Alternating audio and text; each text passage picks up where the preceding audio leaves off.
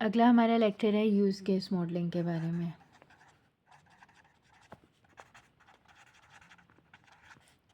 अब use case modelling है क्या? यूज़ केस मॉडलिंग बताती है कि हाउ सिस्टम बिहेव्स, और सिस्टम कब बिहेव करता है, जब वो किसी एक्टर के साथ इंटरैक्ट करता है। ये इसकी मेजर डेफिनेशन में आता है, जब भी वो किसी एक्टर के साथ इंटरैक्ट करता है। अब एक्टर्स कौन है? वो यूज़र्स हैं, एंड यूज़र्स जो कि यूज़ कर रहे हैं उस चीज़ को, ठीक है। And to produce a valuable result, ये यूज़ केस मॉडलिंग है, ठीक है। यूज़ केस मॉडलिंग, इसके बाद हमारे पास आ जाता है use case is a set of sequence of actions including alternative that a system performs to deliver an observable result of a value of an actor. तीनों चीज़ें कवर हो गई। सिस्टम कैसे बिहेव कर रहा है जब वो इंटरेक्ट कर रहा है, और क्या आउटपुट दे रहा है, ठीक है। अब हमने यूज़ क्यों करनी है, वाई, रीज़न क्या है यूज़ केस मॉडलिंग की? पहली तो बात कि हमारी रिक्वायरमेंट्स को इलिसिट करने के लिए ये बहुत ज़रूरी होता है यूज़ केस मॉडलिंग, ठीक है। हमें पता होना चाहिए कि सिस्टम कैसे बिहेव करेगा, किस एक्टर के साथ इंटरेक्ट करेगा, तो उसके क्या फ़ीचर्स होने चाहिए। दूसरी बात ये कि ये कॉमन अंडरस्टैंडिंग डेवलप करता है। कॉमन अंडरस्टैंडिंग किसके दरमियान डेवलप करता है? डेवलपर्स के दरमियान, ठीक है, यूज़र्स के दरमियान और डोमेन एक्सपर्ट्स के दरमियान, ठीक है। अब डोमेन एक्सपर्ट्स कौन है? डोमेन एक्सपर्ट्स जो इस स्पेसिफिक डोमेन पे काम करने लगे हैं, ठीक है। इसके बाद ये सपोर्ट करता है सिस्टम वैलिडेशन को,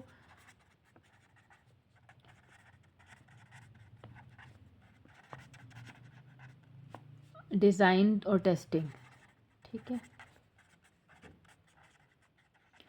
अब एक्टर्स कौन होते हैं? एक्टर्स है ह्यूमन एक्टर। अगर डेफिनेशन पे जाया जाए तो वो एक्टर है जो रोल प्ले करता है किसी या तो यूज़र का या तो सिस्टम का, जो इंटरेक्ट कर रहे हैं एक सिस्टम के साथ। अब हम कॉमन एग्जांपल ले लेंगे कि एक्टर है कौन है। एक्टर है ह्यूमन, हार्डवेयर, इसके अलावा एक्सटर्नल सिस्टम, ठीक है। और एक पर्सन मल्टीपल रोल कर सकता है, ठीक है। एक्टर्स जो हैं वो जनरलाइज भी हो सकते हैं और स्पेशलाइज्ड भी हो सकते हैं। अब यूज़ केस की करेक्टरिस्टिक्स क्या हैं? ये है फंक्शनल रिक्वायरमेंट के लिए, ठीक है। नॉन फंक्शनल कौन सी थी जो हमने पहले पढ़ी थी, जिसमें आता था ऑथेंसिटी आ जाता था, इसके बाद उसमें आ जाता था performance, reliability, security, maintainability, portability. ये सारी नॉन फंक्शनल रिक्वायरमेंट्स होती हैं। फंक्शनल कौन सी होती हैं? फंक्शनल रिक्वायरमेंट्स होती हैं कि हार्डवेयर और सॉफ्टवेयर की स्पेसिफिक जो रिक्वायरमेंट्स हैं, ठीक है। इसके अलावा ये जो यूज़ केस है ये हम पूरे सिस्टम का भी बना सकते हैं, इसके अलावा सब सिस्टम का भी बना सकते हैं, और सिस्टम की एक क्लास का भी बना सकते हैं, ठीक है। हम तीन तरह के यूज़र इंटरफेस बना सकते हैं, ये यूज़ केस बना सकते हैं, ठीक है। और फिर जो है ना, ये इसमें क्या क्या शामिल होता है? इसमें बेसिक फ़्लो शामिल होता है, ठीक है। कि जो first of all what includes, ठीक है, व्हाट इंक्लूड्स की हेडिंग के अंदर आएगा कि इसमें क्या क्या शामिल होता है। अब बेसिक, इसमें पहली जो चीज़ शामिल होती है वो क्या होती है? बेसिक फ़्लो, ठीक है। कि इस स्टेप से इस स्टेप पे जा रहा है, इस स्टेप से दूसरे स्टेप पे जा रहा है। सेकंड जो चीज़ होती है वो हमारे पास होती है अल्टरनेटिव फ़्लो, ठीक है। कि अगर ये वाला फ़्लो काम नहीं किया तो फिर अल्टरनेटिव फ़्लो क्या होगा, ठीक है। इफ़ एल्स वाला याद रख लें आप। एरर कंडीशंस, कि अगर एरर आ गया तो फिर क्या करना है, ठीक हो गया। इसके बाद use case naming. Use case naming में हम हमेशा एक्टिव वर्ब्स यूज़ करते हैं। अब एक्टिव वर्ब्स क्या होते हैं? एक्टिव वर्ब्स होते हैं जो काम हो रहा है वो हम चीज़ पहले लिखते हैं। अगर वैलिडेट हो रहा है तो हम वैलिडेट पहले लिखेंगे, ठीक है। मतलब ये काम इस टाइम हो रहा है, इसलिए इसको एक्टिव वर्ब कहते हैं। विदड्रॉ, कि अगर विदड्रॉ कर रहे हैं तो ये वाला वर्ड यूज़ होगा। प्रोसेस, ठीक है, पहले हम प्रोसेस लिखते हैं, विड्रॉ लिखते हैं, वैलिडेट लिखते हैं, ये सारे वर्ब्स हैं। उसके बाद हम लोग उसके क्या लिखते हैं? फंड, यूज़र, लोन, जो भी हमने लिखना है वो लिखते हैं, ठीक है। इसके बाद use case diagram. Use case diagram में तीन चीज़ें शो होती हैं। कौन कौन सी? एक्टर्स पहली चीज़ होती है, दूसरी चीज़ इसमें आ जाती है यूज़ केसेस, ठीक है, और तीसरी चीज़ में आ जाती है रिलेशनशिप, कि किस चीज़ का किसके साथ क्या रिलेशनशिप बन रहा है, ठीक है। अब रिलेशनशिप किस तरह के होते हैं? रिलेशनशिप होते हैं 4 तरह के। रिलेशनशिप 4 तरह के होते हैं। एक रिलेशनशिप होता है एसोसिएशन। एसोसिएशन होता है कि ये चीज़ इसके साथ एसोसिएट कर रही है, लिंक कर रही है, ठीक है। अगला जो रिलेशनशिप है वो है जनरलाइजेशन, ठीक है। हम किसी चीज़ को जनरलाइज कर देते हैं किसी स्पेशल केस के लिए, ठीक है। एक रिलेशनशिप होता है इंक्लूड का रिलेशनशिप, ठीक है। और एक रिलेशनशिप होता है एक्सटेंड का। इंक्लूड का मतलब ये कि ये मैंडेटरी यूज़ होगा, ठीक है। और एक्सटेंड का मतलब होता है कि ये ऑप्शनल बिहेवियर है कि या तो एक्सटेंड हम करेंगे या नहीं करेंगे, ठीक हो गया।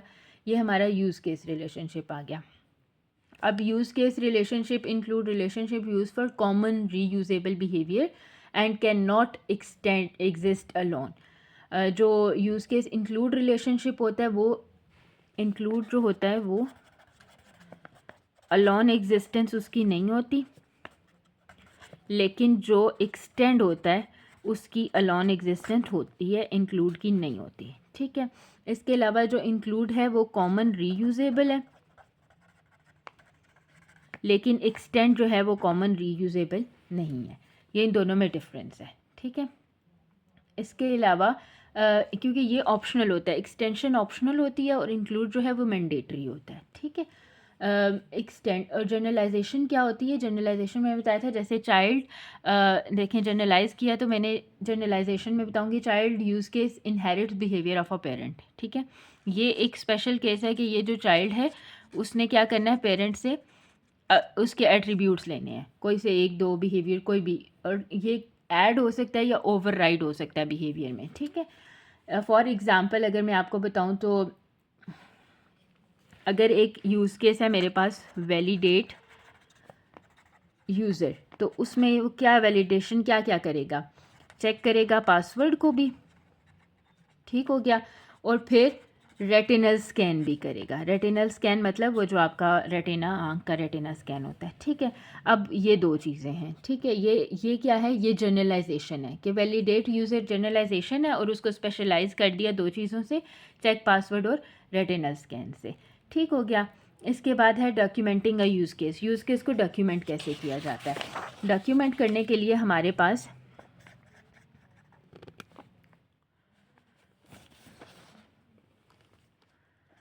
डॉक्यूमेंटेशन में हमारे पास आ जाएगा नेम, ठीक है। समरी आ जाएगी, डिपेंडेंसी, कौन सी चीज़ किस पे डिपेंडेंट है, डिपेंड कर रही है। इसके बाद एक्टर्स आ जाएंगे जो हमारा मेजर पार्ट है। प्री कंडीशंस आ जाएंगी। प्री कंडीशंस क्या होती हैं? जो इस यूज़ केस पे से पहले अप्लाई होती हैं। फ्लो ऑफ इवेंट्स आ जाएगा, ठीक है, एरोज़ की सूरत में। अब फ्लो ऑफ इवेंट्स मैंने आपको बताया दो तरह से होगा। पहला तो एक बेसिक जो पाथ है, अगर वो गलत हो जाता है तो अल्टरनेटिव पाथ है, ठीक है। ये बेसिक फ्लो भी ज़रूरी है इसमें।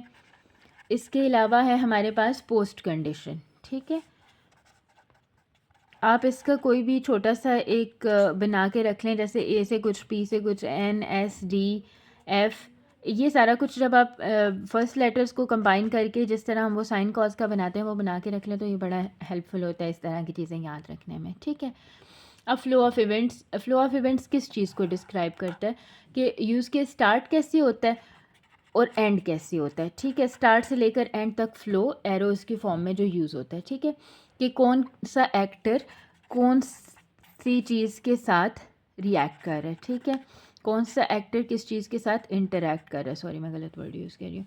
अच्छा, ये इनफॉर्मल होता है। Pseudo code case can be, ये जो सूडो कोड है, सॉरी ये जो है इसको हम लिख सकते हैं सूडो कोड की फॉर्म में भी, ठीक हो गया। अब ऑर्गेनाइज कैसे करते हैं इसको? ऑर्गेनाइज करने के लिए group use case into packages, हम डिफरेंट पैकेजेस को ग्रुप कर देते हैं यूज़ केस बनाने के लिए, ठीक है। इसके अलावा अब देखिए जैसे बेसिक फ़्लो है, अब मैं आपको एक एग्ज़ाम्पल देती हूँ, ठीक है।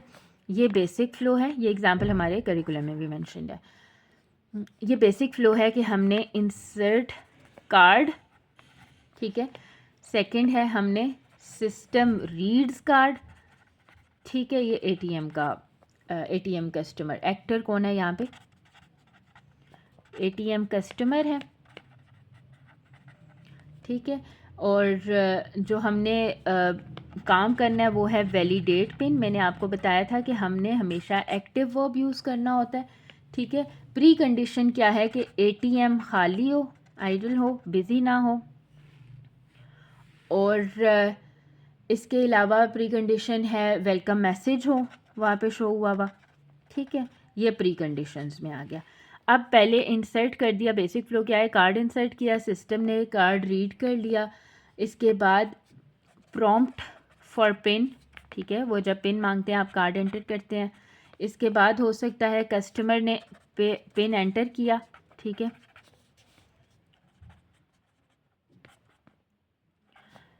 फिफ्थ नंबर पे होगा सिस्टम ने उसको वेरीफाई किया। ठीक हो गया। सिक्स नंबर पे आप कह सकते हैं कि डिस्प्ले अवेलेबल अमाउंट।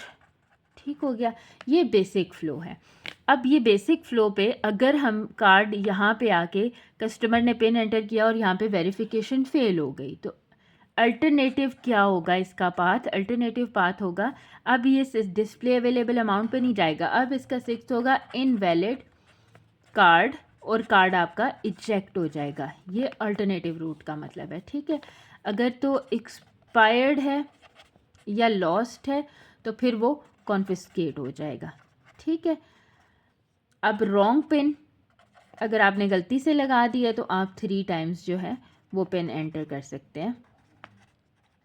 ठीक है, ये अल्टरनेटिव रूट है, और ये कौन सा रूट है, ये बेसिक रूट है। यहाँ से लेकर यहाँ तक बेसिक रूट है, और यहाँ से आ गया अल्टरनेटिव कि अगर पिन वैलिड नहीं होता तो फिर क्या होगा। ठीक है, ये हमारा यूज़ केस की एग्जांपल आ गई। आई होप आप लोगों को समझ आ रही है। अगर समझ आ रही है तो प्लीज़ कमेंट साथ साथ करते हैं। Thank you. ये आप साथ साथ एक पिक्चर भी ले लें और बाद में सारी पिक्चर्स एक दफ़ा पढ़ लिया करें। अच्छा, इसके बाद जो अगला लेक्चर आ रहा है वो आ रहा है केस स्टडी बैंकिंग सिस्टम के बारे में। केस स्टडी बैंकिंग सिस्टम, ठीक हो गया। अब केस स्टडी में प्रॉब्लम ओवरव्यू क्या है कि एक बैंक है वो ऑपरेट करता है मल्टीपल एटीएम्स को connected to a central server through a network. ठीक है, अब हर एटीएम में क्या होता है, ईच एटीएम हैज़, तो ये बेसिक फ़्लो होगा, each ATM has card reader. ठीक है, कार्ड रीडर हर एटीएम में होगा, कीबोर्ड एंड डिस्प्ले भी हर एटीएम में होगा, कैश डिस्पेंसर जहाँ से कैश रिलीज़ होता है। ठीक है, इसके बाद रिसीट प्रिंटर। ठीक है, जो रिसीट का प्रिंटर होगा वो भी होगा। ठीक है, अब कस्टमर क्या क्या कर सकता है उसमें, कस्टमर कर सकता है विदड्रॉ कर सकता है कैश। ठीक है, ट्रांसफ़र कर सकता है, अकाउंट बैलेंस चेक कर सकता है। ठीक है, ये 3 काम कर सकता है। इसके अलावा सिक्योरिटी इज़ इंश्योर्ड, सिक्योरिटी कैसे इंश्योर होती है इसमें,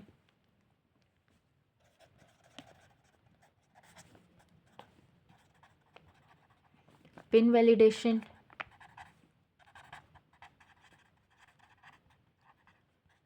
expiry date check,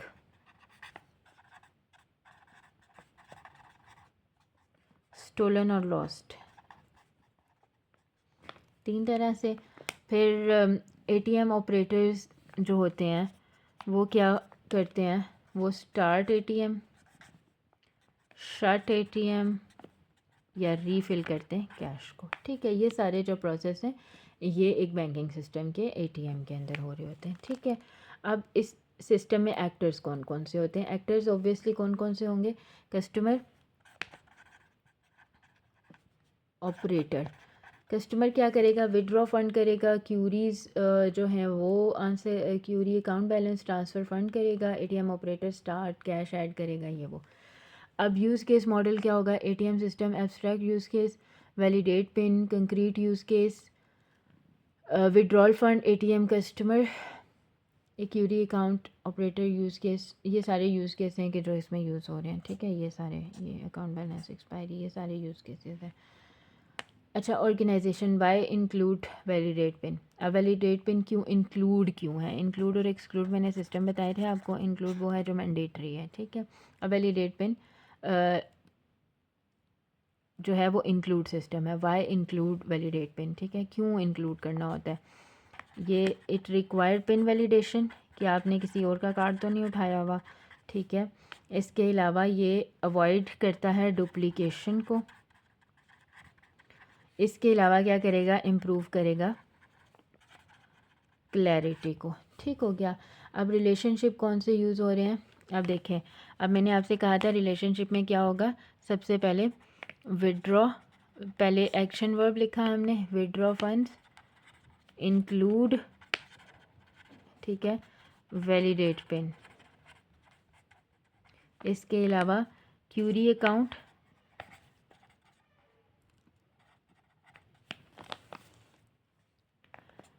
include validate pin. हर जगह जब तक पिन वैलिडेट नहीं होती इसमें से कुछ भी नहीं हो सकता। इसका मतलब कि ये इंक्लूड फंक्शन है, ये नेसेसरी फंक्शन है, राइट। अब इसमें जो गुड यूज़ केस होता है उसमें वो क्या क्या शो करता है? वो इंक्लूड बिहेवियर होता है। ये एक्सटेंड जो होता है ना उसमें वो यूज़ कर सकता है, ठीक है, लेकिन वो एक ऑप्शनल बिहेवियर होता है, सही है। अब डिटेल जो यूज़ केस है वो कैसे होगा? वो होगा फॉर एग्ज़ाम्पल बेसिक, अगर जिस तरह मैंने पिछले में आपको बताया था कि वैलिडेट करेगा पिन और फिर उसके बाद रॉन्ग पिन हुआ तो वो अल्टरनेटिव पाथ्स यूज़ करेगा, फिर उसको 3 ट्राई देगा, फिर बताएगा या तो डेट एक्सपायरी हो चुकी है, या इस तरह के जो हैं वो यूज़ केस यूज़ होंगे, ठीक है। और विदड्रॉ फंड्स में भी आपके डिफरेंट चीज़ें आ जाती हैं। अब एक बेसिक फ़्लो मैंने ये बना दिया आपको, ठीक है। एक जो है ना बाकी सारे बेसिक फ़्लो, क्यूरी अकाउंट का बेसिक फ़्लो क्या होगा? आप लोग सब एटीएम यूज़ करते हैं आप लोग। अब जैसे फॉर एग्ज़ाम्पल मैं ना एक आपको बना देती हूँ, जैसे विड्रॉ फंड्स हो गया, ठीक है।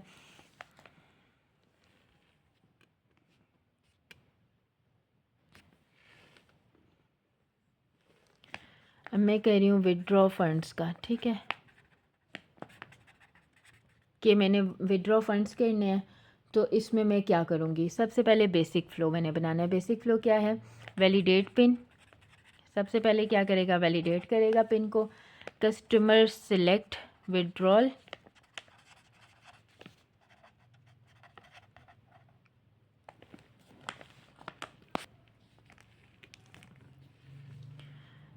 कस्टमर सिलेक्ट विड्रॉल हो जाएगा। इसके बाद क्या करेगा? जो एंटर अमाउंट, राइट। फिर क्या करेगा? सिस्टम चेक करेगा कि क्या होगा, सफिशेंट बैलेंस है या नहीं है, सफिशेंट बैलेंस है या नहीं है, डेली लिमिट है या नहीं है, ठीक है। ये चीज़ें आप लोगों को पहले से पता है। कैश अवेलेबिलिटी है या नहीं है, मतलब एटीएम के अंदर है या नहीं है। फिर इसके बाद सिस्टम डिस्पेंस कैश, ठीक है। फिर रिसीट प्रिंट होगी। फिर उसके बाद कार्ड इजेक्ट हो जाता है। फिर वेलकम मैसेज आ जाता है, ठीक है। अच्छा जी, अब अगर इनवैलिड अकाउंट आया तो एरर, कार्ड इजेक्ट हो जाएगा। इनसफिशिएंट फंड है, अपोलॉजी, कार्ड इजेक्ट हो जाएगा। ये सारे ऑल्टरनेटिव्स हैं। डेली लिमिट एक्सीड हो चुकी है, अपोलॉजी, कार्ड इजेक्ट हो जाएगा। एटीएम आउट ऑफ कैश है, शट डाउन एटीएम। तो अब पोस्ट कंडीशन क्या होगी? Amount withdrawn successfully. अगर पोस्ट कंडीशन अगर तो हमारा सक्सेसफुल हो गया तो पोस्ट कंडीशन आएगी। और पोस्ट कंडीशन क्या है कि जो हमारा है वो हो गई है, कैश लिमिट आ गई है। ये सारे जो केसेस हैं, यूज़ केसेस, ये पूरे लेक्चर 29-30 तक आई थिंक यही आ रहे हैं, ठीक है। आपने इनको बस वन गो में रीड कर लेना। ये सारे एटीएम से रिलेटेड है, आप लोगों को इसको पढ़ने की ज़रूरत नहीं है। आप एटीएम सारे जाते हैं तो आपने वो उठा के सारे स्टेप्स लिख देने हैं बिल्कुल इस तरह से, ठीक है। अच्छा जी, अगला हमारा टॉपिक है मॉडलिंग टेक्निक्स।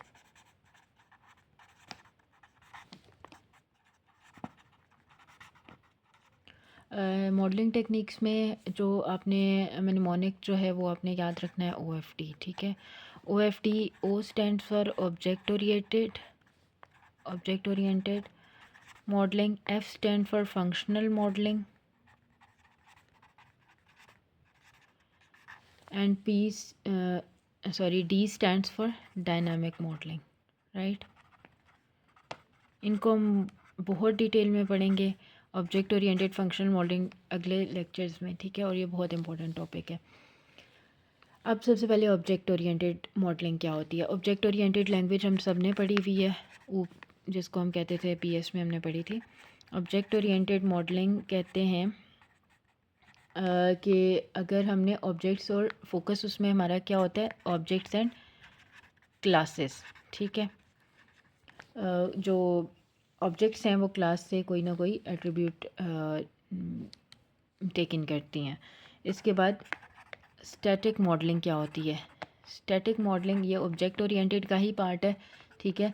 और स्टैटिक मॉडलिंग होती है कि व्हाट एग्जिस्ट्स, क्या एग्जिस्ट करता है, और ऑब्जेक्ट ओरिएंटेड में क्या क्या एग्जिस्ट करता है, क्लासेस, एट्रीब्यूट्स, ठीक है, और इसके अलावा रिलेशनशिप्स, ठीक हो गया। इसके बाद इसमें आती है डायनामिक मॉडलिंग, जो ऑब्जेक्ट ओरिएंटेड की डायनामिक मॉडलिंग की मैं बात कर रही हूँ, इसकी नहीं बात करी, ठीक है। ऑब्जेक्ट ओरिएंटेड की जो डायनामिक मॉडलिंग है उसमें आती है हमारे पास हाउ थिंग्स बिहेव, कि थिंग्स कैसे बिहेव करती हैं, ठीक है। इसमें आपके बिहेवियर आ जाते हैं, स्टेट्स आ जाती हैं, इंटरेक्शन आ जाती हैं। स्टेट होती है एक्टिव, इनएक्टिव, ठीक हो गया। ये हमारी बहुत जो कॉम्प्लेक्स सिस्टम होते हैं तब होता है, ठीक है। अब हम जो पढ़ेंगे ना वो फंक्शन ओरिएंटेड मॉडलिंग है, ठीक है। इसको हमने बहुत डिटेल से पढ़ना है। फंक्शन ओरिएंटेड जो मॉडलिंग होती है उसका कोर आइडिया क्या है कि सिस्टम ने क्या किया है, ठीक है। What system what does the system do, ठीक है। ये सिस्टम क्या करता है, नॉट हु, नॉट हाउ, ना ही हमने हु बताना है, कौन करता है, कैसे करता है, और सिर्फ हमने ये बताना है कि कौन सी transformations, what transformations are done, ठीक है। इसके बाद इसकी की करैक्टरिस्टिक्स हम पढ़ लेते हैं कि इसमें क्या होता है कि जो सिस्टम पूरा होता है ना, वैसे ये सिस्टम है तो ये फंक्शंस में ब्रेक हुआ हुआ होता है, ठीक है। ये फंक्शंस में ब्रेक हुआ हुआ होता है, ये इसकी एक करैक्टरिस्टिक्स है। दूसरा, ये सारे फंक्शंस जो हैं जिसमें ये ब्रेक हुआ होता है वो एक हायरार्की में लगे हुए होते हैं, ठीक है। तीसरा इसका पॉइंट है कि ऊपर जो आता है वो मोस्ट एब्स्ट्रैक्ट डेटा आता है। एब्स्ट्रैक्ट मतलब होता है कि वेग, मतलब आप कह लें कि बहुत जनरल, ठीक है। और नीचे जो आता है ना वो आता है लीस्ट एब्स्ट्रैक्ट। लीस्ट एब्स्ट्रैक्ट का मतलब होता है कि जो बहुत स्पेसिफिक होता है, ठीक है। मतलब ऊपर अगर आपने लिखा हुआ है एटीएम सिस्टम, वो तो जनरल हो गया, ठीक है। लास्ट पे आप जाके ट्रांसफ़र, क्यूरी या जो है विड्रॉल पे जा रहे हैं तो वो स्पेसिफिक हो गया, तो वो लीस्ट एब्स्ट्रैक्ट हो गया। जो मोस्ट एब्स्ट्रैक्ट था वो सिस्टम है, एटीएम सिस्टम। इसका क्या मतलब हुआ कि इसका मतलब हुआ कि ये टॉप से डाउन जो अप्रोच हमारी जा रही है वो मोस्ट से लीस्ट एब्स्ट्रैक्ट जा रही है, ठीक है। आपने ये बात पूरे फंक्शंस में माइंड में रखनी है कि हमने ऊपर जो लिखना है वो मोस्ट एब्स्ट्रैक्ट लिखना है और नीचे जो लिखना है वो लीस्ट एब्स्ट्रैक्ट लिखना है, ठीक है। अब फंक्शन की हायरार्की डायग्राम में आपको बना के दिखा देती हूँ कि वो कैसे होती है। जैसे मैंने ऊपर लिख दिया, जो मैंने आपको एग्जांपल दी थी वही बता देती हूँ। एटीएम सिस्टम मैंने लिख दिया, फिर नीचे एटीएम सिस्टम में तीन चीज़ें आ गई। एक तो वैलिडेट पिन आ गया, ठीक हो गया। दूसरा हमारे पास आ गया प्रोसेस ट्रांजैक्शन। तीसरा हमारे पास जी आ गया मेंटेन एटीएम, ठीक है। अब ये मेंटेन का जो फंक्शन है ये किस लिए है कि वो जो ऑपरेटर्स के अंडर आ रहा है, ठीक है। अब प्रोसेस ट्रांजैक्शन मेरा वैलिडेट भी हो गया, प्रोसेस भी हो गया।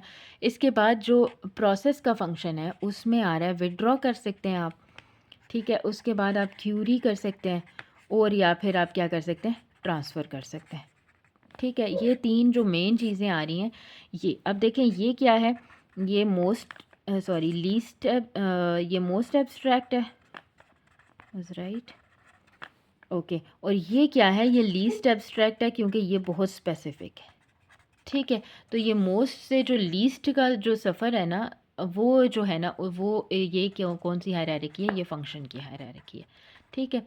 हायरार्की कहते हैं एक सीक्वेंस को, ठीक है। आई होप ये सबको क्लियर हो गया होगा। अब जो हमारे पास नेक्स्ट आ रहा है ना वो आ रहा है कि हमारे पास टाइप्स ऑफ फंक्शंस, ठीक है।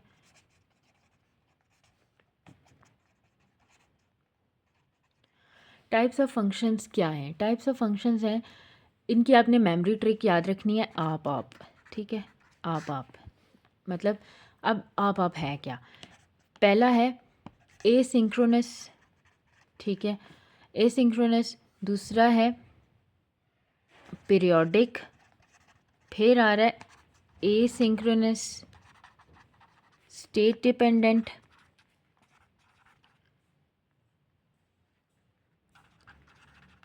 और तीसरा आ रहा है पीरियोडिक स्टेट डिपेंडेंट। ठीक हो गया। ये हमारे पास एक asynchronous periodic, asynchronous state dependent, periodic state dependent. ठीक हो गया। ये हमारे पास आ गए, चार चीज़ें आ गई जो टाइप्स ऑफ फंक्शन है। अब सबसे पहले हम पढ़ते हैं कि एसिंक्रोनस क्या होता है। एसिंक्रोनस है जो पहली टाइप है, वो किसी इवेंट से ट्रिगर होता है। ठीक है, अब फॉर एग्ज़ाम्पल मैं कह दूं कि मैंने कार्ड इंसर्ट कर दिया और बटन पुश कर दिया, तो फिर क्या हो जाएगा? Customer inserts card and validate card. ये ट्रिगर कर रहा है एक इवेंट को। मैंने कार्ड इंसर्ट किया, ये मैंने ट्रिगर किया एक इवेंट को, बटन पुश किया है, मैंने ट्रिगर किया एक इवेंट को। तो ये क्या हो गया? ये एसिंक्रोनस हो गया। ठीक है, अब एसिंक्रोनस स्टेट डिपेंडेंट क्या होता है? ठीक है, one time action during state change. अब देखें, मेरा कार्ड वैलिडेट नहीं हो रहा, एक दफ़ा भी नहीं हुआ, दूसरी दफ़ा भी नहीं हुआ, तीसरी दफ़ा भी नहीं हुआ, तो मेरा कार्ड क्या हो जाएगा? कन्फिस्केट हो जाएगा। ठीक है, अब ये कन्फिस्केट हो गया, ये वन टाइम एक्शन है। जब स्टेट चेंज हुई, जब स्टेट वैलिडेट से इनवैलिडेट पे गई, तो वो क्या हो गया? वो वन टाइम एक्शन हो गया। ठीक है, ये स्टेट डिपेंडेंट एसिंक्रोनस है और ये ट्रिगर्ड है। ये एसिंक्रोनस जो स्टेट डिपेंडेंट नहीं है, वो कैसे होगा? कार्ड इंसर्ट, बटन पुश, इसी तरह से। ठीक है, अब पीरियोडिक, पीरियोडिक कहते हैं वक्फे वक्फे से। पहला पीरियोडिक क्या हो गया? फॉर एग्जांपल मैं कह देती हूँ कि जी एटीएम ने हर 10 मिनट बाद कैश चेक लगाना है। ठीक है, ये हो गया पीरियोडिक। हर पीरियड 10 मिनट के बाद एटीएम कैश चेक करेगा कि वाकई कैश है भी या नहीं है। ठीक है, चौथे नंबर पे क्या आ गया? पीरियोडिक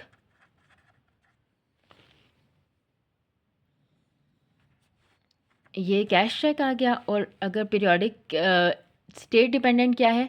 अब मैं स्टेट है अगर, तो एटीएम एक्टिव है, मतलब ऑन है, तो फिर जाके क्या होगा? फिर उसके बाद एटीएम कैश चेक आएगा। ठीक है, अब ये स्टेट पे डिपेंड कर रहा है कि अगर एटीएम एक्टिव है तो कैश चेक होगा, अगर वो एक्टिव ही नहीं है, अगर वो शट डाउन है, तो इसका मतलब कि ये नहीं होगा। तो ये पीरियोडिक स्टेट डिपेंडेंट हो गया। आई होप आपको चारों चीज़ें ये समझ आ गई हैं। अब जो है ना, हम चलते हैं नेक्स्ट अपने टॉपिक की तरफ। नेक्स्ट मॉडलिंग टूल्स क्या क्या होते हैं। अब मॉडलिंग टूल्स बहुत इंपॉर्टेंट है। मॉडलिंग टूल्स जो हैं वो हैं जी डीएफडीज़। डीएफडी क्या है? डीएफडी है डेटा फ्लो डायग्राम। ठीक है, डेटा फ्लो डायग्राम का मतलब क्या होता है कि हाउ डेटा मूव्स, डेटा कहाँ से कहाँ मूव कर रहा है, कैसे मूव कर रहा है, वो हमारे पास वो क्या आ गया? वो डीएफडी आ गया। डीएफडी के बेसिक सिंबल्स क्या होते हैं? रेक्टेंगल होता है। ठीक है, रेक्टेंगल किसके लिए होता है? एक्सटर्नल एंटिटी के लिए। ठीक है, इसके बाद सर्कल या ओवल आ गया, ओवल शेप्ड होती है प्रोसेस के लिए। ठीक है, इसके बाद आ गया ओपन रेक्टेंगल, ये आ गया डेटा स्टोरेज के लिए। ठीक है, इसके बाद एरो क्या देता है? ये एरो कहता है कि डेटा फ्लो क्या हो रहा है। ठीक है, ये चार जो है ना, ये हमारे पास सिंबल्स आ गए और ये इनके मीनिंग्स आ गए। ठीक है, अब की रूल्स क्या हैं? रूल्स है, डीएफडी जो है ना वो फ्लो चार्ट नहीं होता। डीएफडी फ्लो चार्ट से डिफरेंट होता है।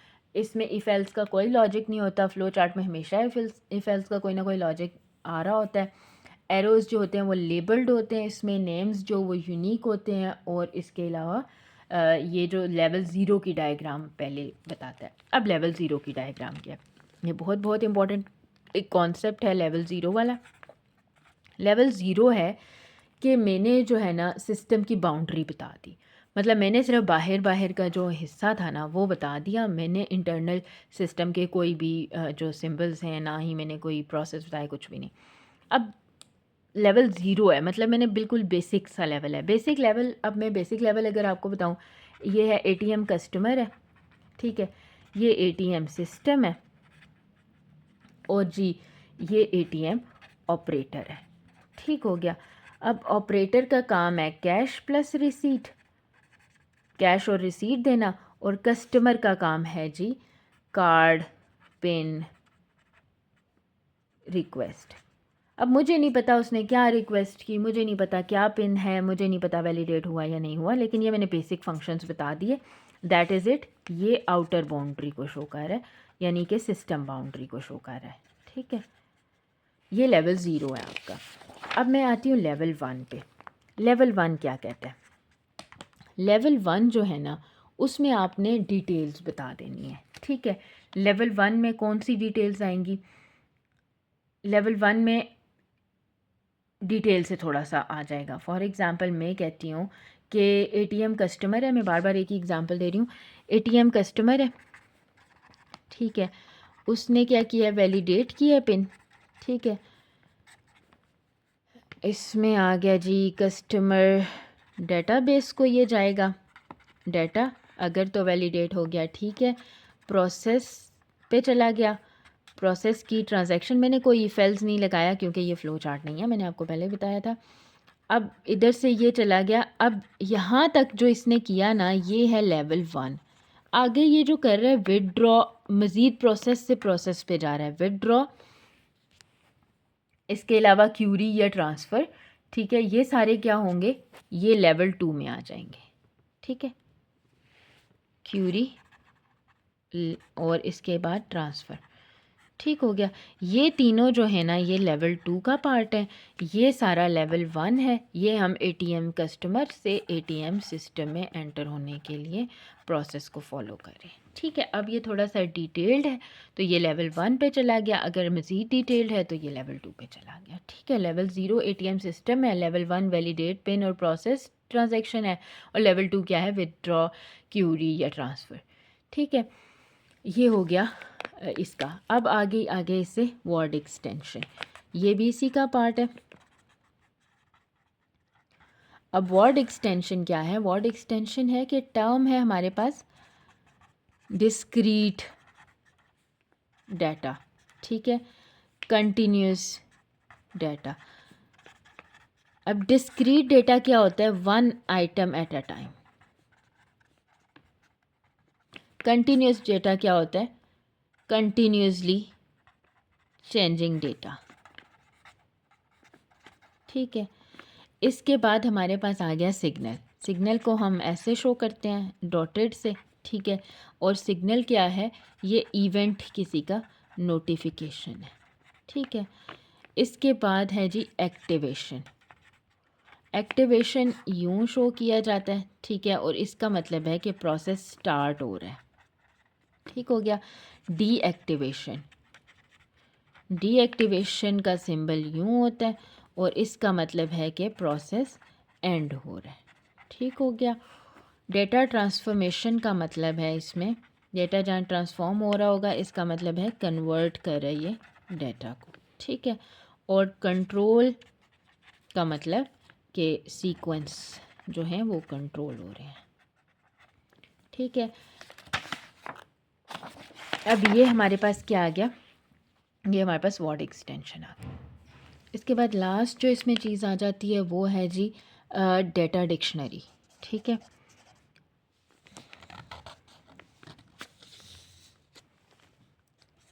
Data dictionary. अब डेटा डिक्शनरी क्या है? डेटा डिक्शनरी में आपके पास नेम आ जाता है, नेम, और फॉर एग्ज़ाम्पल जो प्रोसेस नेम है वो है एटीएम कार्ड।